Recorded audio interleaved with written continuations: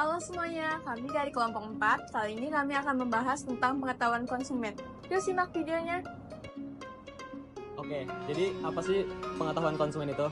Nah, jadi gue akan jelasin ya. Pengetahuan konsumen itu adalah semua informasi yang dimiliki konsumen.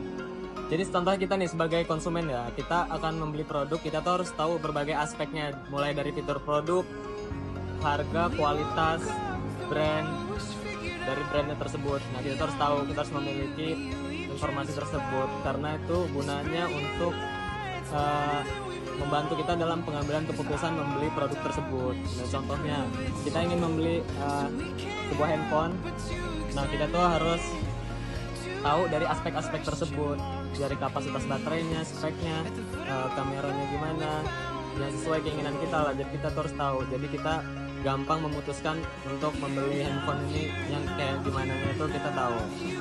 Terima kasih. Saya akan menjelaskan tentang pengetahuan produk. Apa itu pengetahuan produk? Kumpulan berbagai macam informasi mengenai produk meliputi kategori produk, merek, terminologi produk, atribut atau fitur produk, harga produk, dan kepercayaan mengenai produk. Yang kedua, adanya jenis pengetahuan produk. Yang pertama, menurut para ahli psikologi kognitif, 1. Pengetahuan deklaratif, 2. Pengetahuan prosedur, dan adanya tingkat pengetahuan produk. Pengetahuan ini meliputi kelas produk, produk kelas, bentuk produk, produk from, merek, brand, dan model fitur. Jadi di sini saya akan menjelaskan tentang pengetahuan pembelian. Menurut Peter dan Oslon pada tahun 2010 menguraikan perilaku membeli pada pembahasan bab decision making dan bab consumer behaviors. Perilaku membeli memiliki tiga urutan, yaitu store contact, produk contact, dan transaction. Store contact adalah kegiatan mencari outlet, pergi ke outlet, dan memasuki outlet tersebut. Lalu ada produk contact. Produk contact adalah konsumen akan mencari lokasi produk, mengambil produk tersebut, dan membawa produk tersebut ke kasir. Dan yang terakhir ada transaction.